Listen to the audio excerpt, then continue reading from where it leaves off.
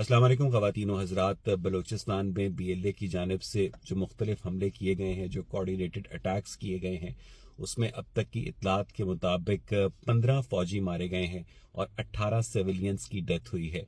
और इसके बाद हमेशा की तरह हुकूमत ने ऐलान किया है कि हम दहशत गर्दों से आहनी हाथों से निपटेंगे, हम फितना अल खवारिज, हम फितना अल हिंदुस्तान का खात्मा करेंगे। आप ये देखिए कि नॉमेनक्लेचर के जरिए किस तरह लोगों को अपनी नाकामियों से डाइवर्ट करने के लिए हिंदुस्तान की जानिब मोड़ा जा रहा है। हालांकि इन हमलों की जो वाज़ेह जिम्मेदारी है वो बलोच लिबरेशन आर्मी ने कबूल कर ली है कि बिगाड़ सकते हो हमारा, जो बिगाड़ लो। जो BLA की मजीद ब्रिगेड है उसने इस हमलों की जिम्मेदारी कबूल की है।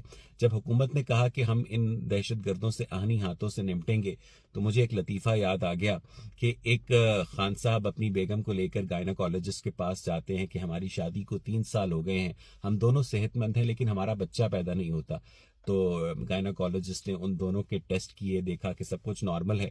तो वो जो डॉक्टर साहब थे वो खान साहब को ना ज़रा साइड पर ले गए और कहने लगे कि खान साहब, आप अपनी बेगम के साथ इंटरकोर्स आगे से करते हैं या पीछे से करते हैं? तो खान साहब बड़े हैरान हुए और कहा, आगे से भी करते हैं। तो हुकूमत को असल में पता ही नहीं है कि BLA की जो शोरिश है उसका खात्मा सियासी मुज़ाकरात के जरिए, पॉलिटिकल डायलॉग के जरिए भी हो सकता है। और जब तक आप इन मसाइल को फौजी ऑपरेशंस के जरिए हल करने की कोशिश करते रहेंगे, आप इसी तरह से नाकाम होते रहेंगे।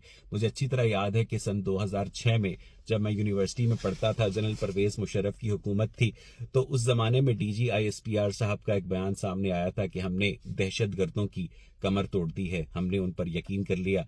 उसके बाद जब वो गए और जनरल अशफाक परवेज कियानी आए, तो उनके दौर में भी DG ISPR का ये बयान सामने आया कि हमने दहशत गर्दों की कमर तोड़ दी है, हमने फिर उनकी बात पर यकीन कर लिया। उसके बाद वो साहब भी चले गए, फिर जनरल राहील शरीफ साहब की हुकूमत आई और जनरल राहील शरीफ के दौर में DG ISPR ने बयान दिया कि हमने दहशत गर्दों की कमर तोड़ दी है। और जब मैंने ये सुना तो मेरा माथा ठनका और मुझे लगा कि कुछ ना कुछ गड़बड़ है। फिर जनरल कमर जावेद बाजवा के दौर में भी DG ISPR ने यही कहा कि हमने दहशत गर्दों की कमर तोड़ दी है, बस हमें थोड़े से ऑपरेशन के लिए मजीद पैसे चाहिए, और वो हुकूमत से अरबों रुपए लेते रहे। और जनरल आसिम मुनीर के दौर में भी DG ISPR यही कहते रहे कि हमने दहशत गर्दों की कमर तोड़ दी है। मुझे नहीं पता कि ये दहशत गर्दों की जो कमर तोड़ते हैं वो किस ऑर्थोपेडिक सर्जन से जुड़वाकर वापस आ जाते हैं और अपने जो भी ऑपरेशंस हैं वो कैरी आउट करते हैं।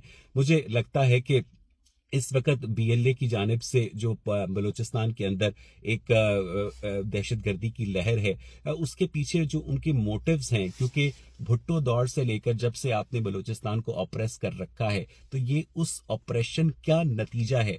ये देखिए कि पाकिस्तान आर्मी के जो सिपाही हैं उन्होंने छुट्टी पर घर जाना होता है, उन्होंने घर राशन के लिए पैसे भेजने होते हैं, बेसिकली किराए के कातिल हैं। लेकिन जो BLA के लोग हैं वो घर से मरने के लिए आते हैं, वो सीने पर बम बांध कर आते हैं। पाकिस्तान आर्मी का कोई सिपाही सीने पर बम बांधकर, चिवंडा की कहानियों को आप छोड़ दें, कभी भी BLA का मुकाबला नहीं करेगा। तो आप उन लोगों का मुकाबला नहीं कर सकते जो घर से मरने के लिए आते हैं, आप सिर्फ और सिर्फ उनसे डायलॉग कर सकते हैं। और जब तक इस डायलॉग प्रोसेस को इनिशिएट नहीं किया जाएगा, जब तक पाकिस्तान के सियासतदानों को अनाने इक्तदार नहीं दी जाएगी, क्योंकि नकम्मे से नकम्मा सियासतदान भी काबिल से काबिल जर्नैल से बेहतर होता है। और इसी तरह पाकिस्तान की जो माएँ हैं वो अपनी लाशें उठाती रहेंगी और पाकिस्तान के जो बाप हैं वो टेलीविजन चैनल पर रटा रटाया बयान देते रहेंगे कि अगर हमारे 10 बेटे भी होते तो हम मुल्क की खातिर कुर्बान कर देते। आप ये बात मत भूलिए कि राशिद मिन्हास ने भी मशरकी पाकिस्तान को